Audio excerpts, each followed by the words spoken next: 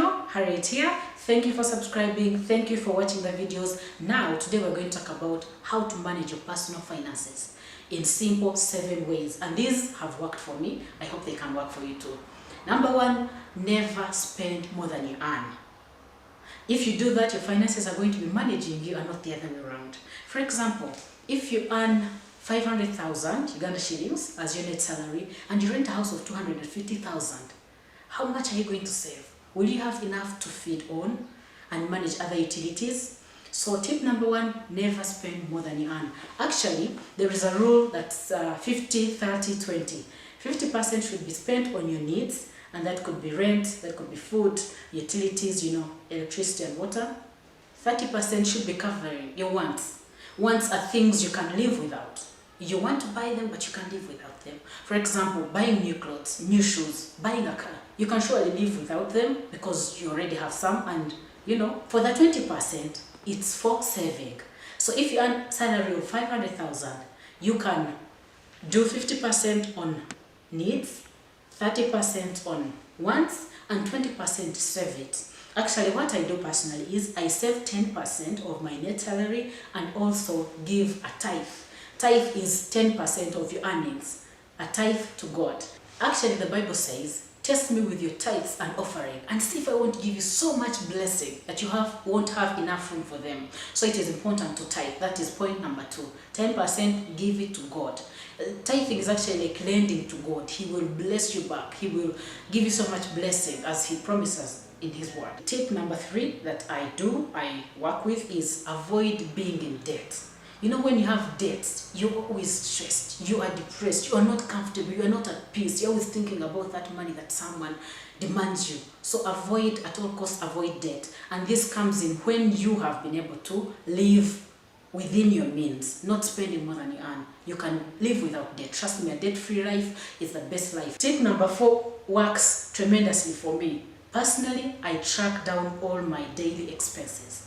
If on a day you have a book or an Excel sheet where you write down everything you spent on, let it be a border be 1,000, let it be sugar 3,500.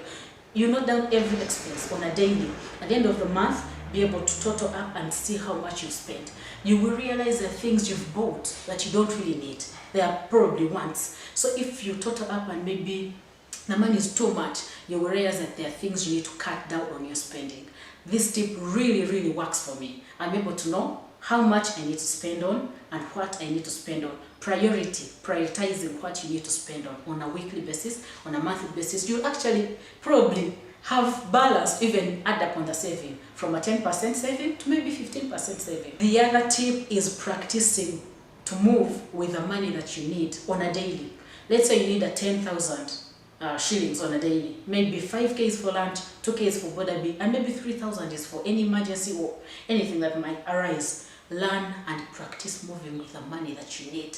Otherwise, if you have a lot of money on you in your purse, you'll end up spending it recklessly. You'll end up spending on wants. You'll see a nice shoe and you want to buy it, and yet you already have 5 pairs at home. This tip works well for me. The other tip is to belong to a saving group or an investment club. This is really, really important because remember, we have to consider retirement. Sometimes we think, I'll think about retirement when I'm 40 or 50 or when I've retired. But it doesn't have to be that. You can start saving now for retirement. So it is very, very important. Even if you earn little money, it is very important to save some bit of it. So it is important to belong to a saving group or an investment club. You might not be able to grow alone, but when you have a group, you can grow together. It is easier to actually invest and grow together in a group. There must be people you trust though. Yeah, do not put your money and entrust it with people you do not trust. That works well as well. Last but not least, if you are doing any kind of business, do not mix your personal finances with the business money.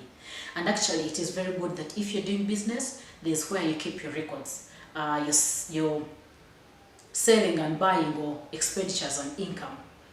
It is good not to mix money do not mix personal money with business money. That works well. You'll be able to even realize that your business is either growing or not growing. I hope these tips help you. If you have any other tip of how to manage your personal finances, kindly comment in the section below.